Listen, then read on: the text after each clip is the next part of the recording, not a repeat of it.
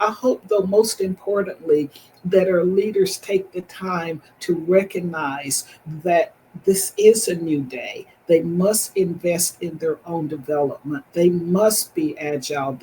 They must be authentic, and they must demonstrate empathy when they're dealing with their employees.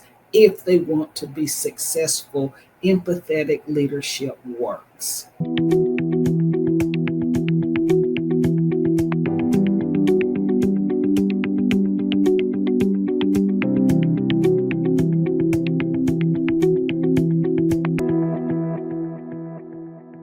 So, welcome to today's episode of Leadership Disrupted, and we are joined by Anna Fain, who is an inspiring strategic leader with extensive talent and culture building experience in both global enterprises and startups and everything in between. She's been an entrepreneur. She's been a function builder, meaning building internally enterprise organizational functional areas like leadership development, learning and development, DEI, functions and teams. She's a proven executive.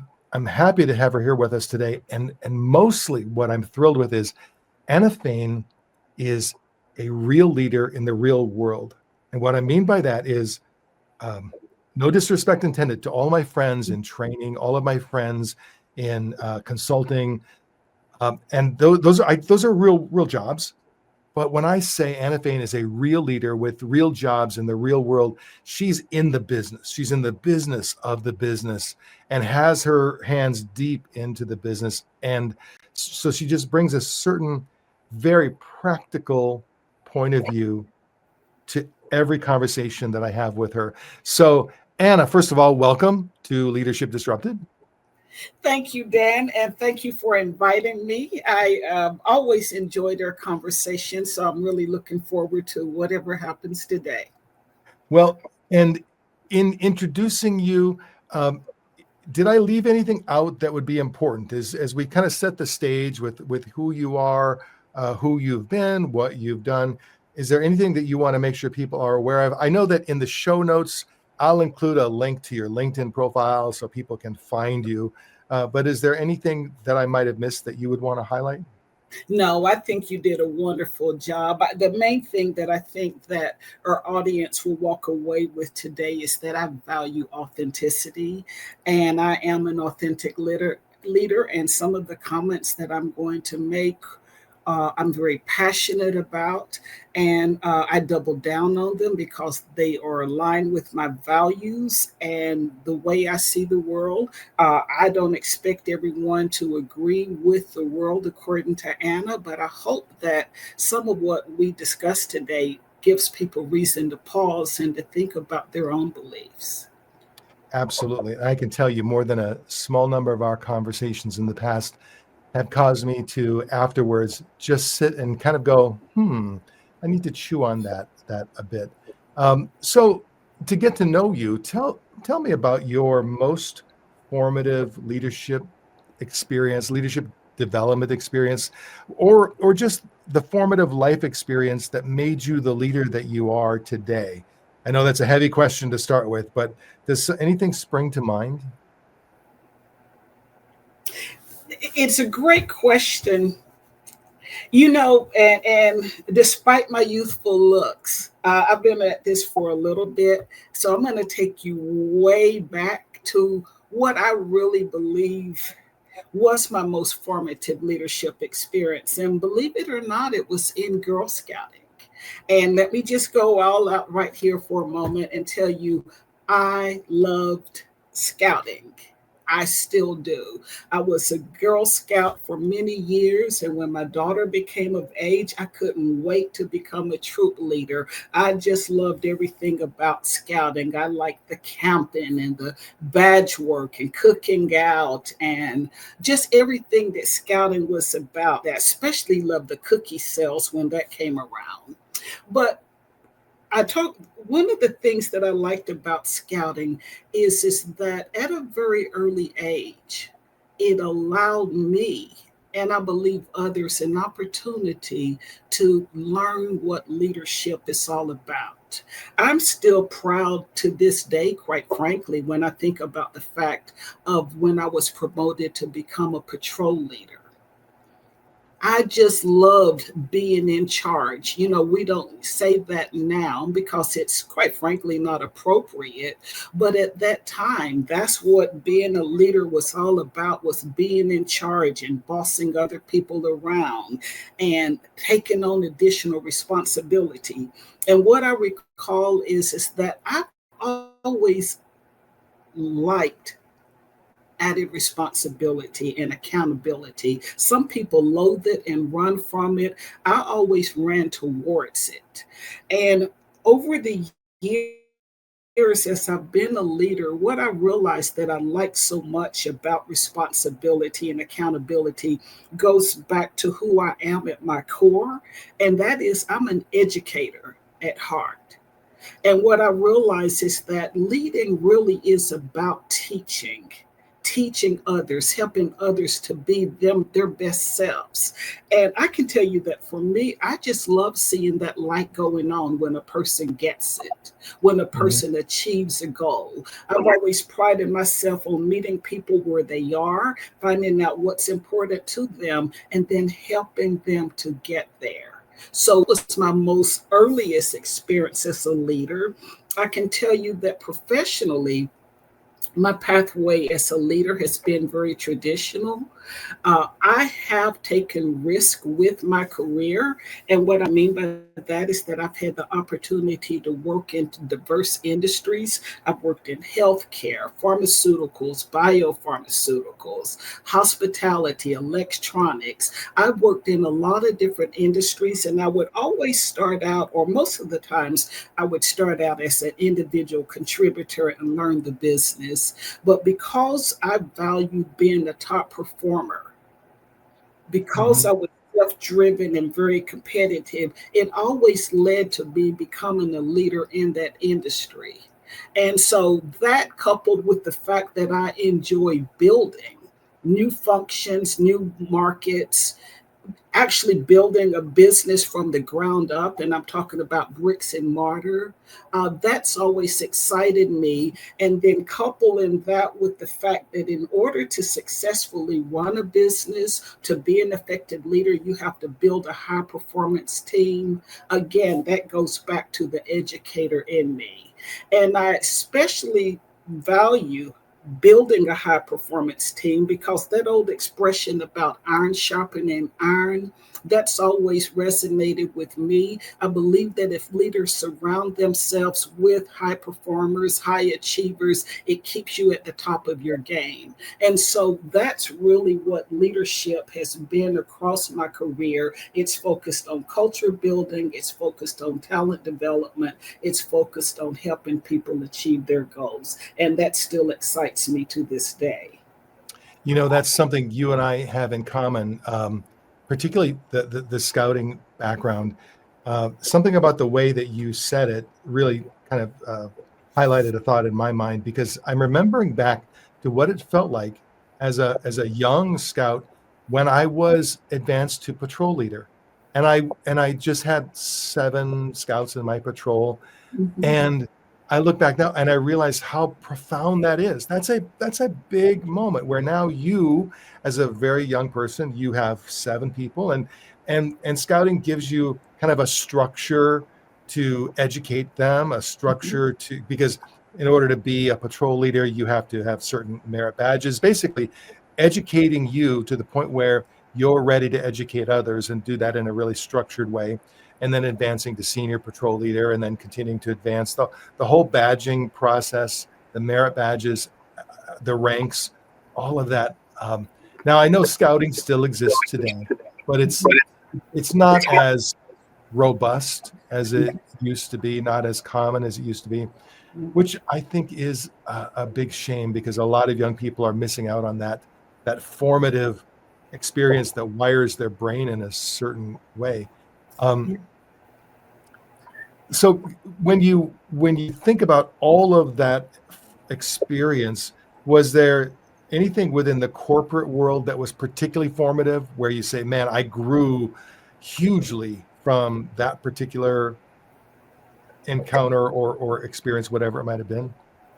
There was, and as much as I'll make an I statement here, as much as I hate adversity, it was the adversity that I encountered throughout my career that helped me grow the most because it really helped me to understand who I am and what I value and what's important to me. And pushing through that adversity, overcoming those challenges, that has helped me as a leader, and it's helped me to develop other leaders. I think it's Ralph Nader who is known for the statement that it's the role and responsibility of leaders to create other leaders. When you've gone through some things, when you've dealt with adversity, when you've achieved milestones and had great successes, when you then are working with people and developing talent, you have something to rely on. You have Yeah. some substance that you can actually share with people. Here are different options before you. Here are different pathways. And it's not just theory, it's time tested, proven avenues that will lead to success. I think the key element is as a leader is being able to coach effectively and to step back and allow the individual to make the choice that is most aligned with their pathway and with their goals and not try to impose yours on top of them. So, yeah, I think that adversity was a real big helping hand. I hate them when I think about some of the challenges that I face, but they've served me well. And in the moment, it's hard to realize it. In the moment, adversity just feels like adversity. Yes. Trouble feels like trouble.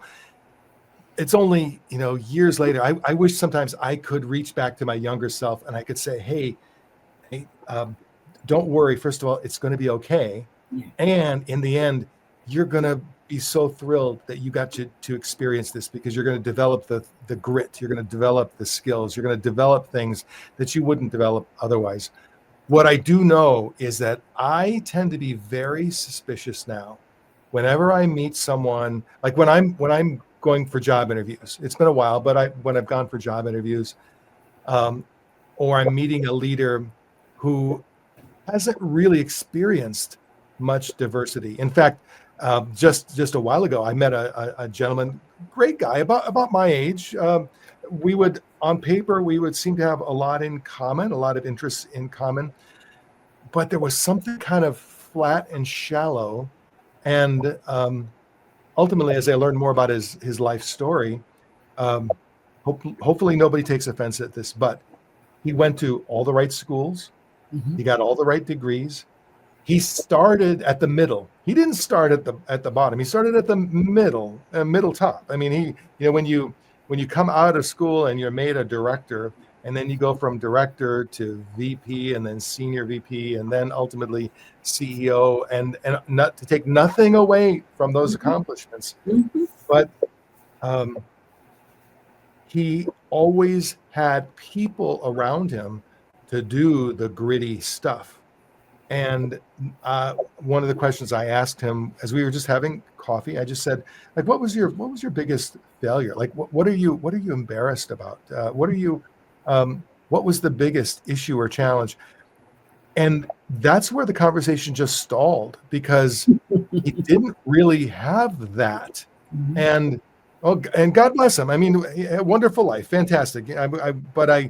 But there was a shallowness to it, and it's not someone I would necessarily choose to report to because that's dangerous to me. That's dangerous because then you run into trouble, you run into issues and challenges, and that person, whether he realizes it or not, is wired to expect other people to fix it. Is wired to point fingers because they've had people for so long. So it is one of the things I really admire about you is the grit, the get it done, grit. And that's from almost our very first conversation Yeah. that came really clear.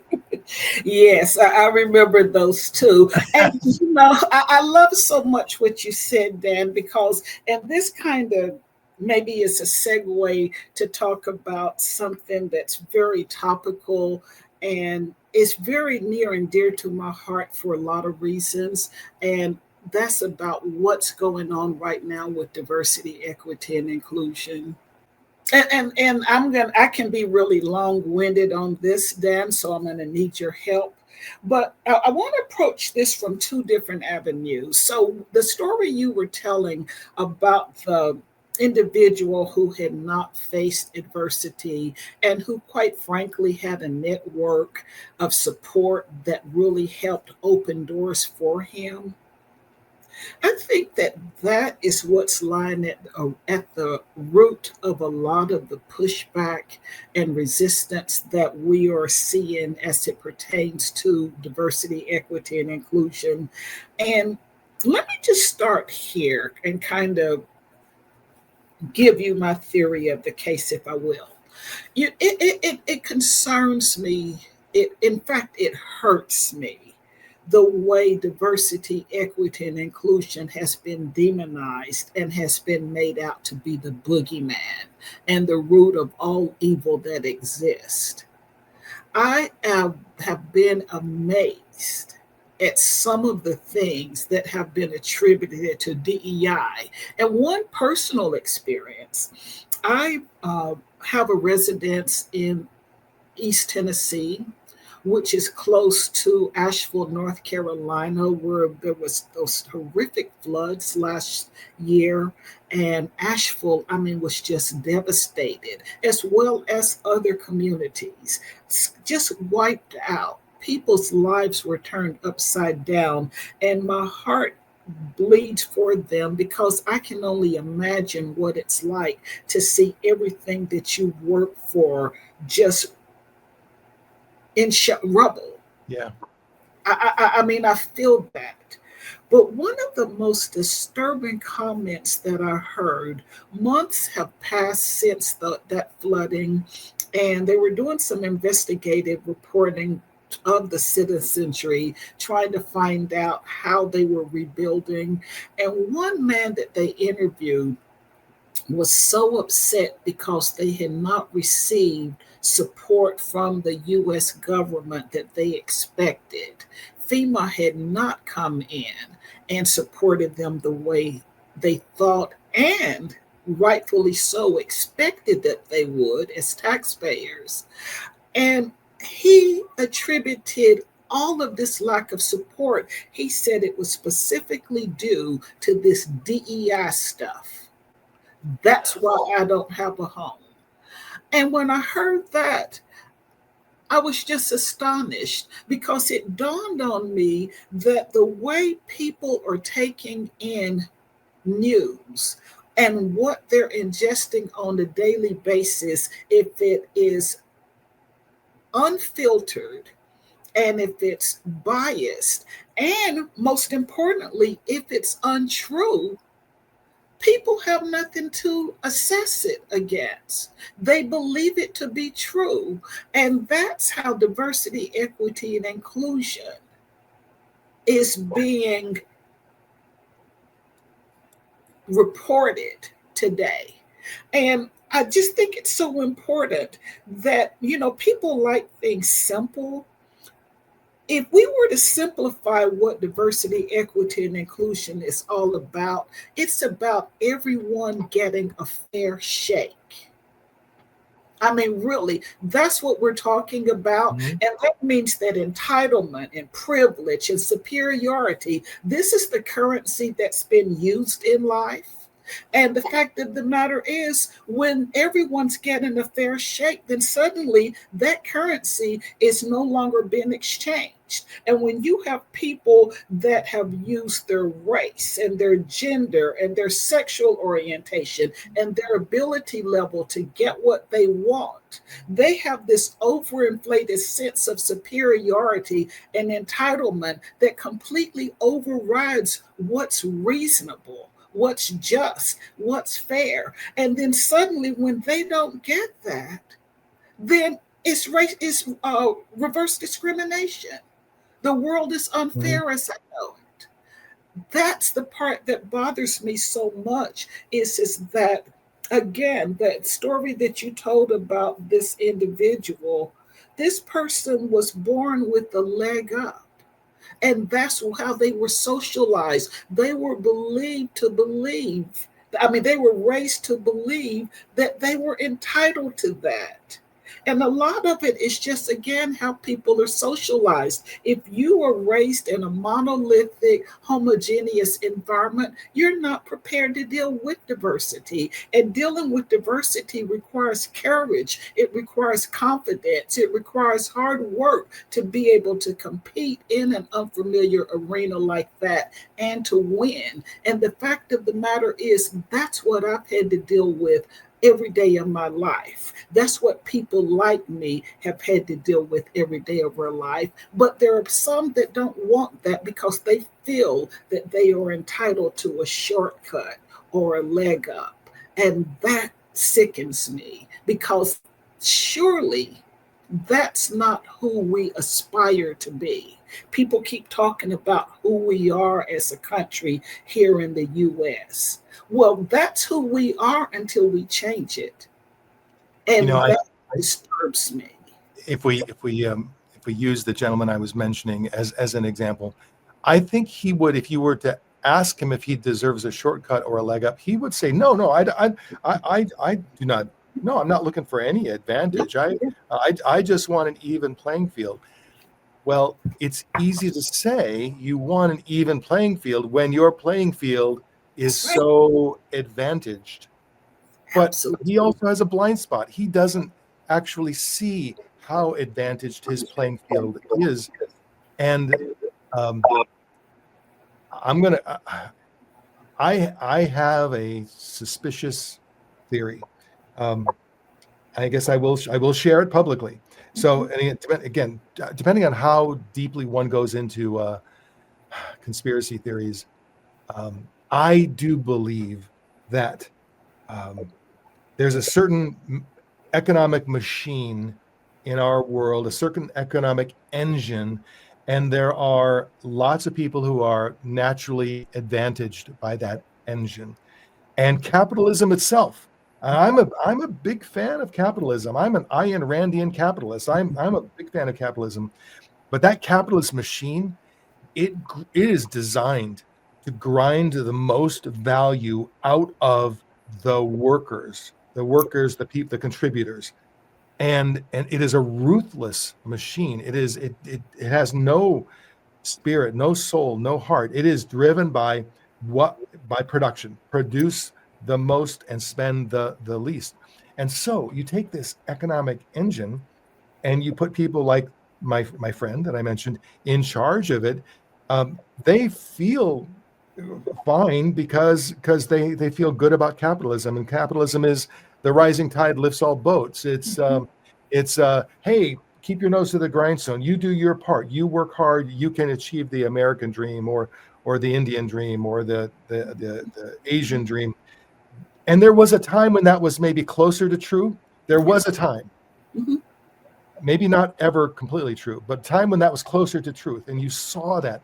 But Mhm. that time is gone. I mean, all of the research tells us that over the last 20 years, the economic disparity between the haves and the have-nots has Mhm. gotten wider and wider and wider, and we wonder why young people are so either angry or depressed. You know, if they think about it too much, if they get too educated about it, they get angry. Uh, and if if they look at their life and all they see is my life is nothing like what I see on social media. My life is nothing like what others appear to have. They can get so depressed, and you end up with these haves and have-nots. Now, here's where we get to my conspiracy theory. Mhm. If I am one of the haves, Mhm. and I suddenly realize, ooh, wait a minute, the have-nots are getting kind of uppity. The have-nots are starting to get annoyed. They're either getting angry or they're depressed or they're disengaged. They're not contributing. Oh, and they're starting to look at me. They're starting to talk the language of, oh, heaven forbid, socialism, or Mhm. creating a social safety net. When that language starts to come out, what am I going to do? What am I going to do? What am I going to do? Well, if I was if I wanted to, and I had control, and I was one of the haves, I might say, well, I'd rather they focus on each other. Maybe if I can make them mad enough at each other, find the differences to split them. So you've got this group of have-nots, and then you got this group of have-nots, and you've got this group of have-nots, and you say, well, why don't you have what you want? Well, it's not me. It's Mhm. not me. It is because the system works. It's not me. It's those brown people over there, Yeah. or it's those women over there, or it's those younger people over there, or it's those older folks who just won't retire. Yeah. If I can keep you fighting with each other, Mhm. and so when we look at the spirit behind this anti-woke movement, Mhm. the very cynical part of me asks, well, who is that serving? Who is that Mhm. really serving? And it keeps a large group of people so busy hating each other, Yeah. so frustrated with each other, that they don't stop to pause and take a breath to say, well, maybe there's something wrong with an Amazon warehouse worker having his actions tracked down to the most smallest minutia, and getting feedback that, hey, you know what, your number of packages delivered today is down by 2%. Maybe there's something wrong when that life exists at the same time that Jeff Bezos and his new wife are spending $50 million on their wedding in Mhm. Italy. And again, I am an Ayn Randian conservative. Mhm. I don't begrudge people doing well. I really, really don't. But that can't be right. That cannot be right. And that is a formula. If we as a society don't fix it, it's going to get fixed. The pressure is going to build and build, and it's going to be fixed in one way or another. So, and I'm sorry, you asked me to rein you in. I probably need you to rein me in because I don't want to go this far. But I think our world's in trouble. I I've talked to young people who work for large corporations that have suddenly gone anti-woke, that have suddenly said, look, we need to adjust our message because we have government contracts, or we Mhm. need to adjust our message because for whatever reason. So we're pulling these things off the shelves. We're pulling this language down. We're taking these things off of the walls. Our ERG groups, we're not going to disband them, but we're not Mhm. going to fund them the way we used to fund them. Our DEI staff, well, we're not going to fire anybody, but if anyone retires or moves on, we're not going to replace them. All of the very subtle ways we diminish those functions, and young people notice. Yeah. They notice, and again, they either get defeated or they get angry, and more of them, I think, are getting angry and frustrated. So I'll take a breath for a moment. Be good for me to pause. Uh, Does that prompt any thoughts from you? Oh, it's prompted a lot. You've said a mouthful. You know, the equity in diversity, equity, and inclusion is about eliminating inequitable systems within an organization. And again, sticking with your friend, traditionalists, they support the systems that support them. And many of those systems that have been in place in the corporate world support people from that demographic group. And so suddenly, when we start talking about changing them and bringing a level playing field and creating equity, then these are the people that become traditionalists and they want to cling to the good old days. And, it brings to mind a story. My father, we lost him last year, but daddy lived to be almost 99 years old. And I remember talking to him, and we were just having a casual conversation. And I said, Daddy, do you ever long for the good old days? And without missing a beat, he said resoundingly, no. And I said, why not? He said, because those good old days were not good for me. I was a young man. I became a husband. I became a father. I was in pursuit of the American dream. And what I was met with was inequity and discrimination all along the way. And that's what people, these traditionalists, fail to remember is that their good old days, their lifestyle, their lived experiences are not the lived experiences of other people. And that's why diversity, equity, and inclusion practices are so important. That's the reason why when you see the literature and the surveys now, you're seeing still, despite all of the demonization of diversity, equity, and inclusion, that employees are saying they would rather work for an organization that embraces the practices and the tenets of DEI than one that does not. Because again, I'm like you, I'm an entrepreneur, a former business person. I'm all for making money.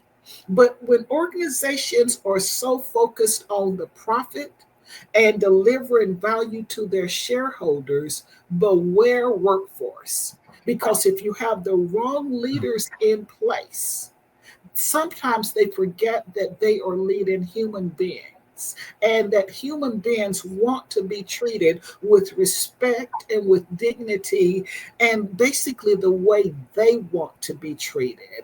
And what concerns me so much, and let me just say up front that I'm a person of faith, and I know a lot of people profess to be. But when you see their actions, when you see what they value, you have to ask yourself, what is your faith? What in the world is it you have faith in? Because you would not be acting the way you are. None of the world's great religions embrace this craziness that we see going on. There's evilness, mean spiritedness, selfishness, blaming, shaming, gaming, all in the sense of winning, doing whatever it takes to get what I want, to do what I consider to be winning. And I don't give in to conspiracy theories. Don't spend a lot of time with the sound bites or the meme of the day, but I do believe that we are knocking on the door of what's known as nihilism. And if we don't retreat, if we don't pause and stop and pivot and look at what we're doing, we're going to continue on that path because people are overwhelmed with everything that's going on. And when people are overwhelmed, they become hopeless. And hopelessness is a key component of nihilism. So I think we really, at the individual level, there's no this person needs to do it. You need to do it. All of us really need to stop and ask ourselves, what do I believe in? What are my values? What's driving my behaviors? And then act accordingly. And it bothers me the selfishness, the narcissism that we keep seeing and hearing so much about that is being displayed in just individual decision making.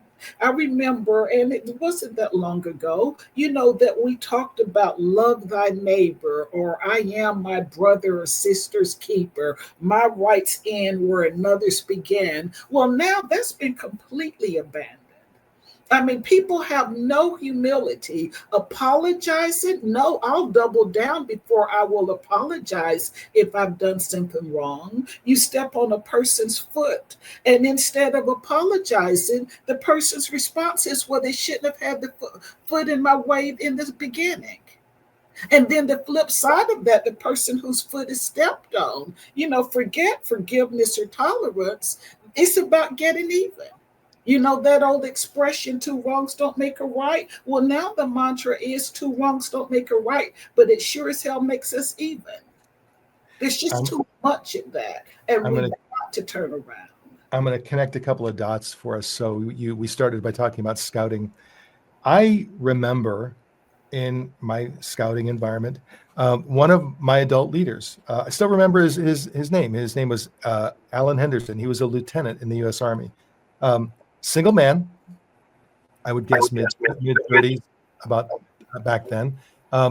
And I didn't exactly know what gay was, but I knew he was that thing that I didn't really have a definition in my mind, but it was it was that sense that okay, he doesn't have a wife or a girlfriend, um, and yet he was the best scout leader I ever had. He was such an educator. He was such a teacher. He was just so great. And I imagine he's probably passed away by now, but he was just so great. But he had to be secret. And it feels to me like uh, over the last 30, 40 years, you go from the 70s to the 80s to the 90s. I'm just using, sexuality is just one part of our shift. We were becoming more and more and more accepting, and it was painful. The progress was painful, but we reached a point in the pre-pandemic where it just felt like, let's just take again sexuality. It was close to being a non-issue. I wouldn't say a non-issue. There were still issues, but it was awfully close. But the lesson for me has been how quickly that degrades, how quickly that rubber band snaps back when suddenly our leaders are sending different signals. Our leaders are sending the signals of non-acceptance, non-inclusion, and they'll use the cloak of religion, they'll use the cloak of the US Constitution, they'll use the cloak of family values, whatever the cloak is, but it snaps back so quickly. And it has snapped back in so many ways, but our younger generation is noticing. Yeah. And when we talk about leadership for the future, I am absolutely convinced that we may go through some troubles in the next few years, but the leaders we yearn for, the leaders we are looking for, are the leaders who have a leadership that's defined by inclusive engagement, in spite of all of that, in spite of politics, in spite of the media, in spite of whatever. They see their workers as humans. They have a hierarchy of loyalty where they understand, if I'm going to run a business, I have to be loyal first to my customers, second to my employees, third to my shareholders, and maybe fourth to my direct senior leadership team and myself. But I'm at the bottom of that loyalty hierarchy, and the people who report directly to me, we are at the bottom of the hierarchy. We hold them first, and that's how you build a business. When people start to forget that, that's just not something that's going to last for a long time. So this issue that you're bringing up, or that it's the issue of our time. It is the I don't know how bad it's going to be. I don't know how far we're going to degrade. And I hope it's not too long. I hope it's not too far, because we're going to lose a whole generation of people who are going to decide, well, this system doesn't work then. It doesn't work for me. It doesn't work for any of my friends. It doesn't respect who we are. Well, then we're going to check out. We're going to do something different. And you wonder why employee engagement numbers, just by pure data, employee engagement has continued to track downward year after year after year for over 20 years. And you wonder, why aren't they more engaged? Why don't they work harder? Why don't they give a little bit extra? Well, I think the answer is right in front of us. Yeah. Because go ahead. No. Well, because we're not giving them what they yearn for, and it's more than just fair pay. But it is fair pay. It is fair pay. It's got to be fair pay, reasonable pay, but it's got to be more than that. What they want is someone who steps into an elevator with them, and suddenly they're in the elevator with the senior vice president of whatever function, and the engagement with that person is respectful enough that they feel seen. They don't have to hug you. They don't have to hear your life story. They don't have to spend 20 minutes with you. But there's something about those seconds, those moments where you know it when you are seen and when you're not. And what they want is that, and I don't think you can fake it. Or maybe you can fake it in bits and pieces, but you can't really fake it. And if they can't get it where they are, they're going to go somewhere else. They're going to keep looking. They're going to keep looking, and then eventually, perhaps check out because they can't find it anywhere. And then we wonder, why are they so angry? Yeah. Why are and when that anger starts to metastasize, this is no defense of violence. I have no patience for violence. I have no support of violence, but I can understand it without supporting it. I can see it and see what it indicates. So when we see violence occurring in our world, springing up in surprising places, where suddenly on a Manhattan street, the CEO of United Health Group is shot and killed, where suddenly at a Utah university, a speaker is shot and killed, when suddenly things are happening that seem a little crazy. And we Yeah. wonder what's happening to our world. Well, I think what we're speaking of is part of what's happening to our world. Yeah. You know, Dan, you've said so much, and I want to touch on a couple of things, but so much of what you said resonated with me. One of them is there's just so much gaslighting going on. And the question in my mind is who's fooling whom?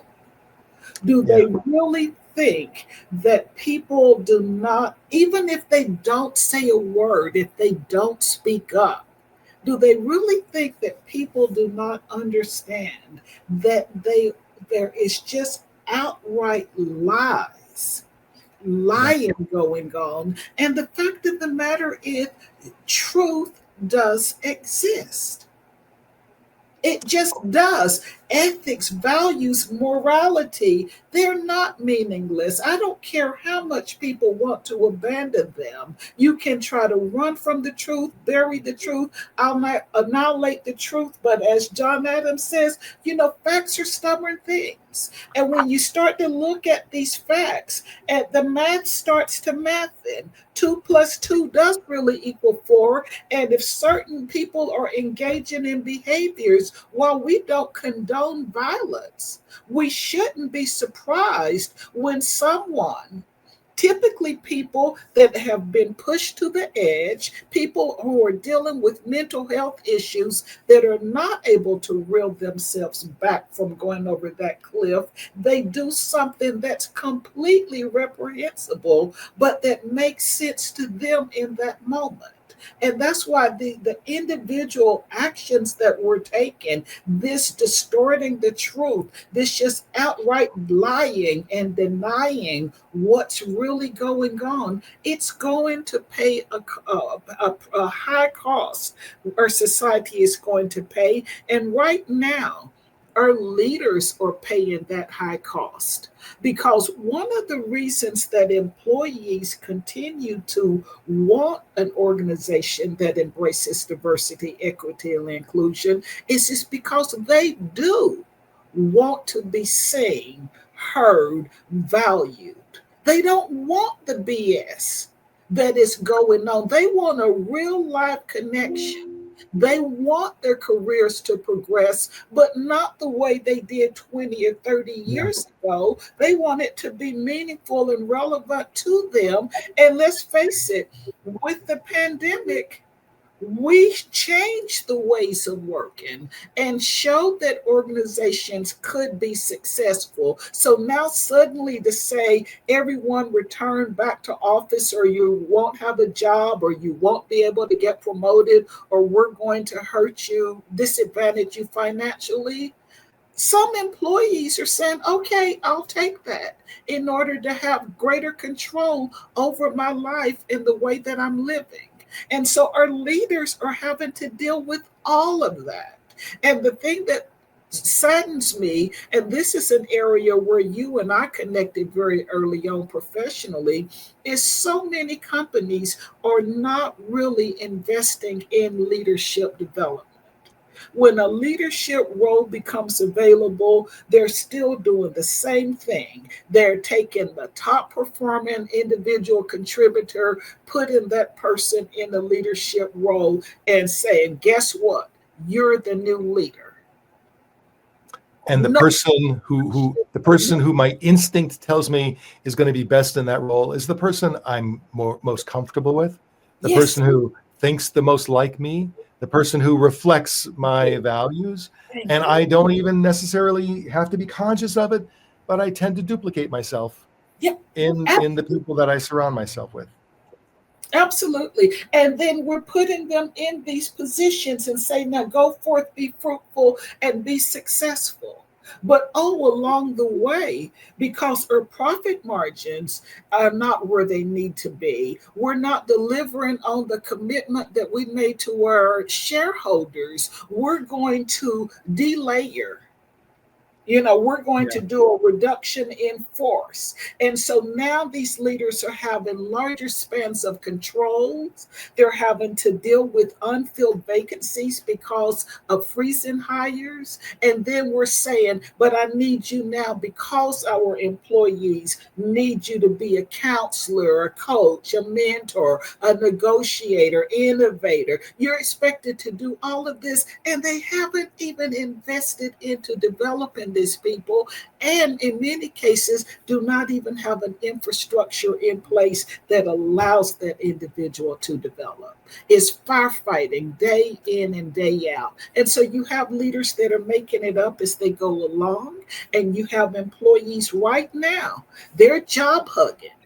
Yeah. They're loving that job because it's a tight job market. But the moment that that job market loosens up, they're out of here. They're gone to Yeah. someplace else where they can get and feel that sense of inclusion and belonging that's so important to them. People want to be seen, they want to be valued. It goes back to Maslow's hierarchy of needs that was published many, many years ago. And if you are worried about the future of our workforce, the future of our leadership, the truth is people can be job hugging at the same time that they're quiet quitting. That they're and then you wonder, why is it so hard to get things done? Why aren't we producing the results that, because everyone seems to be working hard, Yeah. but they're but what they're doing is actually reflecting the level of respect they're feeling from their leaders, from the drivers of their organization. And so I do think the leader of the future, the successful leader of the future, is going to have to embrace whatever specific language they use. They're going to have to embrace a culture of inclusive engagement. And I know, you and I share this definition. When we talk about inclusion, of course, it includes race, gender, sexuality, but it also includes all the other human diversities. We're such complicated creatures.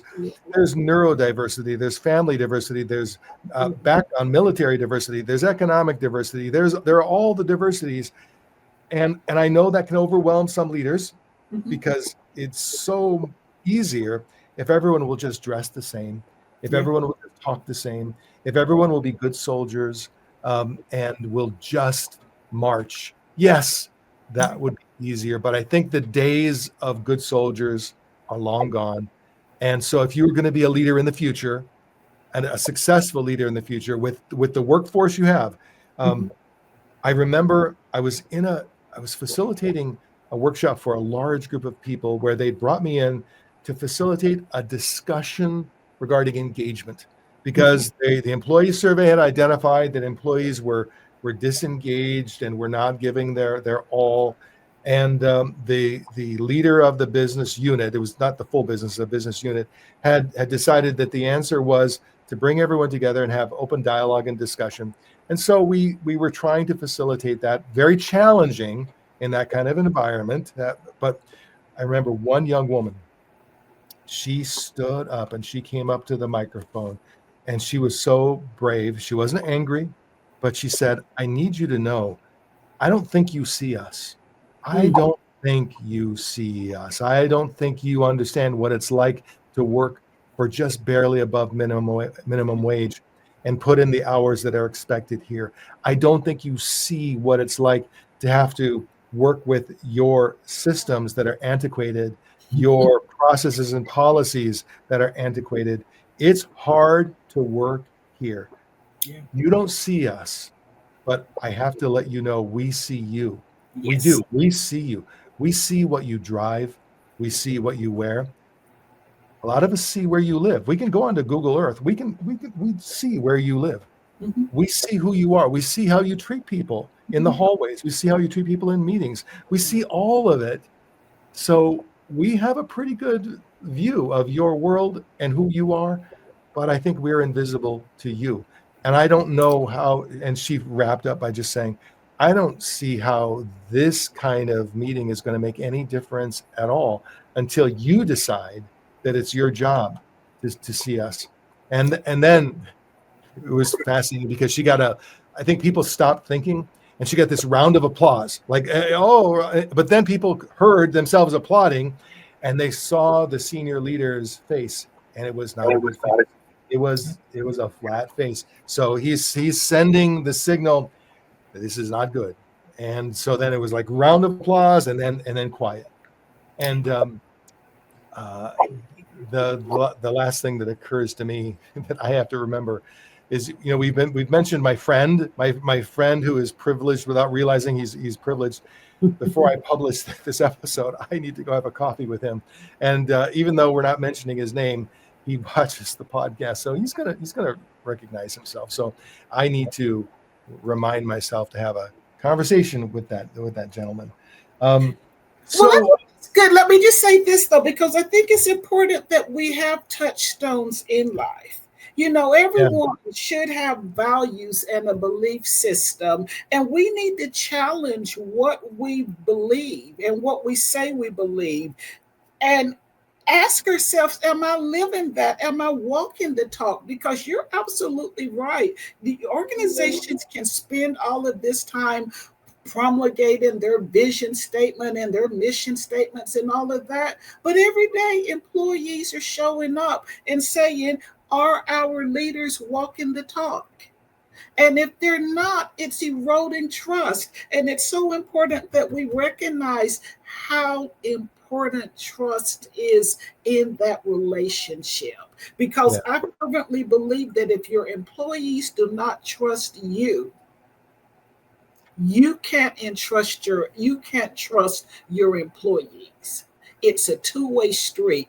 They yeah, will leave, and for good reasons. They will not do what you ask them to do if you're not looking, because you're not doing what you said you will do when they are looking. And so that trust is so important. I hope that leaders recognize that walking the talk is just basic leadership one-on-one. I hope that organizations understand that there's a price to be paid for not keeping your commitment. And I just want to mention one example of an please. organization not keeping its commitment and paying the price for that. In 2020, when George Floyd was murdered, many organizations got on the diversity, equity, inclusion bandwagon. I think for the first time that they really saw that there were different lived experiences. And I, assuming positive intent, I would like to think that the commitments that they made at that moment were sincere. The problem is that once adversity shows up, i.e., middle America objects to pride, you sponsoring a pride event, selling pride merchandise in the store, engaging in diversity hiring, where we're seeing greater representation of underrepresented groups. Once that happens and we start to get some resistance, it's real easy to say, well, maybe we need to take our foot off the brake on this, or completely abandon the commitment that you've made. And no better example of that is there than Target. I found it very refreshing, and I say that tongue in cheek, to see that Target was changing its CEO after multiple quarters of poor financial performance. Mhm. The new incumbent announced that Target needs to get back into having fun, to making Target a fun place to shop. What was failed to be mentioned in all of those press reviews is the fact that Target is being boycotted and has been for the past several months because they rolled back on their commitments that they made to diversity, and their customers are basically saying, no, you don't get to be performative. You don't get to not do what you said you're going to do. And I found it even more refreshing just a couple of weeks ago to see information published about Costco, one of their competitors. Now, Costco made it clear that they were not going to engage in DEI ditching. In fact, they went on the offense and said, we remain committed to our diversity, equity, and inclusion strategy. And the data that was being shown a couple of weeks ago was showing how Costco's employee engagement compared to that of Target and even Walmart.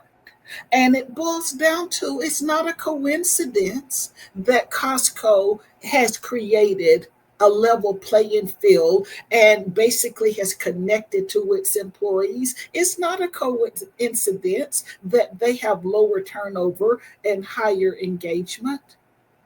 It's a proven fact that when you invest in your workforce, when you give them what they need, they will give you what you need, which is greater productivity, greater financial performance. And so I just wrap that up by just saying that, denial's not just a river in Africa. Denial is going on in corporations and in the world all around us.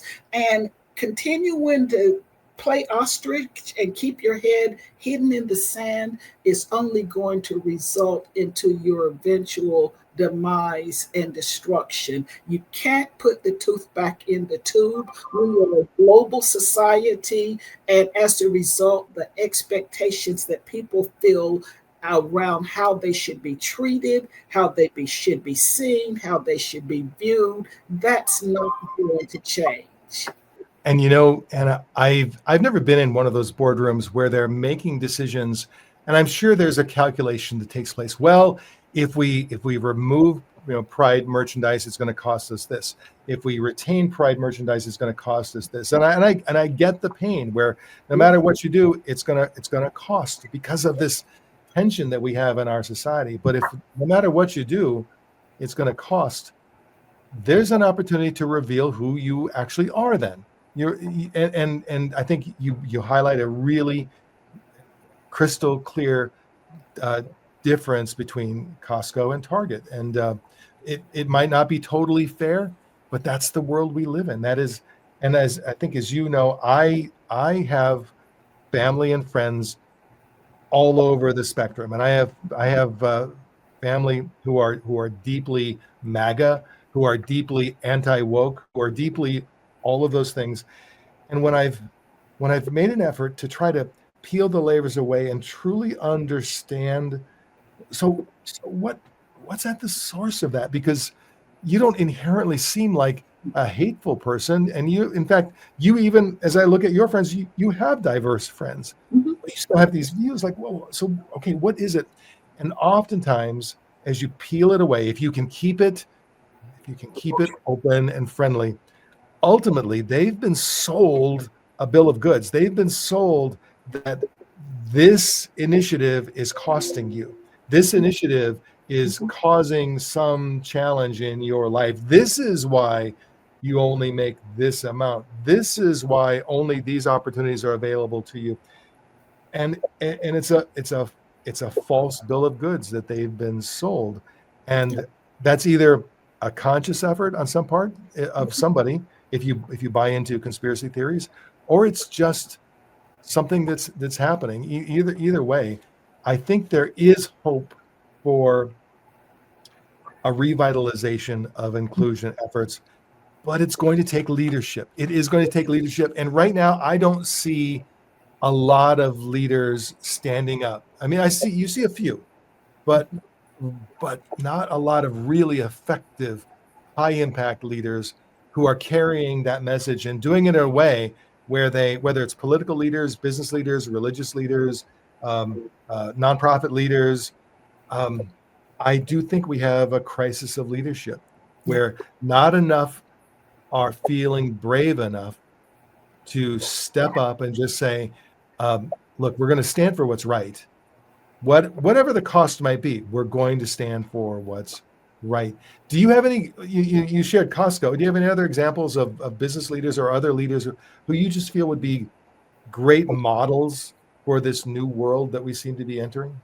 I was very pleased to see that some of our financial companies that are clearly um, capitalist at heart say that they were not going to turn back. But there were several of them that said, we remain committed to what we're doing because that's who we are. The CEO of Marriott, and for whatever reason, I can't think of his name, but let me tell you what he did because that's what's more Sure. memorable is that there was a conversation about what impact diversity, equity, and inclusion was going to have in view of the executive orders and this anti quote quote DEI era that we're in. And I was really pleased, and I'm paraphrasing, but he basically started quoting that the response that the Marriott organization was going to have was undergirded in what Bill Marriott, one of the founders, had always taught him. And that is that Marriott basically serves its customers regardless of who they are.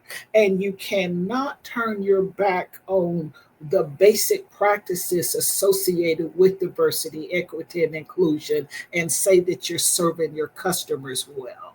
And therefore, regardless of what they called it or renamed it or rebranded, and I get that companies are doing that mostly out of fear, which personally and professionally I have a problem with, but I get it. But at the end of the day, you must replace those practices with something if you intend to hold on to your workforce, if you intend to hold on to your customers, if you want to retain them and to be profitable. You simply cannot continue on this anti woke train. I like to say, and I'm borrowing from someone, it's not about being woke, it's about being awake. You, And what is woke? I mean, every time I hear yeah, this, I take the time to say, well, what do you mean yeah, anti-woke? What is woke? yeah. And and in It's the a end, soundbite that caught. yeah, It's a soundbite that caught on, and that is a dog whistle, and people know what it. No, they don't really know yeah, what it means. They think they know what it means. it's anything that makes me uncomfortable or that in some way rises up people who seem different, who are different, it's anything that threatens me, threatens. I think it threatens my family structure. I think it threatens my lifestyle. I think it threatens my economics. I think when in fact what it is taking the time to see people's lived experience, to recognize the humanity of the humans who work for you. And I do think there is a lot of danger or potential danger in our future. AI, if we're not careful with it, is going to strip some bits of our humanity. Social media is already stripping bits of our humanity. Misinformation, Yes. fake news. Like, we live in a world today where who knows Mhm. what's fake, what's real. It can't be. You can see it. You can see the videos, and the fake videos are getting better and better all the time. And it's by Turning, design. It's by design. People think that it's just by accident. It's by design that all of this is happening. And again, I'm not a conspiracy theorist, but there are people who need to keep confusion. They need to keep division. They need to yeah. keep derision going in order for them to achieve their own selfish goals. And so as a result, anything goes. And that's a frightening place to be when anything goes, when a person is willing to do anything to get what they want, that is a dangerous situation. And that's what we're facing right now in this country. Where and look at what it's leading to. I mean, we're what, 9 months into the year? Look at the number of shootings, the number of needless deaths. And oh well, it's necessary in order for us to maintain our rights to bear arms. And nobody is wanting to take guns away from law abiding owners. But surely we can see that what we're doing is not working. Yeah. And if you bring that up or any of a dozen other issues, then you get pulled into a downward spiral debate about this amendment or this right or that right. But if you step back, we are living in this tinderbox, and it's not just the West. This is true in Asia. This is true in India. This is true in Africa. It is there are the pressure on societies is getting greater and greater. And if leaders, I don't claim to have all the answers, but if leaders don't step up and start providing real answers, there will be a revolution. There will. I mean, the French Revolution happened for reasons. It wasn't just accidental. Oh, I guess people reared up. No, it happened for reasons. And if we don't address all of these, if you've got a young generation where 40% or more young men right now in their 20s can't afford to live on their own. Can't, in order to live on their own, if they are living on their own, they need some support from family or elsewhere. When there's hopelessness, when it feels like the system works for you over there, it doesn't work for me. Young, poor, black and white and Hispanic men, I think, are just hugely at risk. Yeah. And so now, I know I want to be respectful of your time. You and I could go on for a long time because this is a big issue, and I think you and I probably will have additional conversations about this. I'm going to wrap up, but then I would love to give you an opportunity to just kind of wrap up, your thoughts in this space. The entire intent of the Leadership Disrupted podcast is to, number one, recognize that the world is changing rapidly. It's changing in dramatic ways, and that our old leadership playbook is not working. And then also acknowledge that the new playbook doesn't really exist. There just aren't a lot of examples of where is the John F. Kennedy for today? There isn't. Where is the Nelson Mandela for today? There isn't. Where is the leader that most of us can admire? There are a lot of leaders who have 40%. I've either got my faction or someone else has their faction, but we are yearning for someone the majority of us can admire and actually say, not just good policy and good person. And it's not here right now. So I will defer to you to kind of wrap us up. Any final thoughts you want to share? Well, I've really enjoyed our conversation as I always do, Dan, and look forward to continuing this. But I think that it's appropriate that we end talking about leadership and the leadership that's going to be required for the future, because I think we both know that there's no one size fits all or panacea or universal leadership model that's going to turn things around. I think, though, I'm an optimist by heart, and I just am hoping that our leaders recognize that they're going to need to embrace diverse leadership styles based upon their organization's cultural context. And hopefully they've been exposed to the various leadership styles, transactional, transformative, laissez-faire, etc. But what I hope that they will give some thought to is just that what our employees and workforce are actually begging for is inclusive leadership and to be seen, to be heard, to be valued for who they are as a contributor. And I think it's very important that some new leadership styles be included, such as ethical leadership, where we're giving thought about the decision making around our products and how our employees and our data and our stakeholders and privacy's been treated. I hope that they give some thought to what's referred to as soft power leadership, recognizing the wisdom of teams and the need for greater collaboration. And then finally, cross cultural leadership. Again, we are a global society, and I think it's so important that leaders recognize that when any one particular culture or country dominates, it puts blinders on us. Those biases are so dominant that they stop us from learning other ways that are better ways, and that I hope our leaders will learn how to learn from the different cultures and integrate best practices, best solutions from other cultures. I hope, though, most importantly, that our leaders take the time to recognize that this is a new day. They must invest in their own development. They must be agile. They must be resistant. They must be authentic, and they must demonstrate empathy when they're dealing with their employees. If they want to be successful, empathetic leadership works. So And I'll leave it at that. And I just thank you for this opportunity to just talk about some of these important topics. that is so well said. And the danger when you and I get together is what you just said prompts a thought that I'm deciding I'm going to share.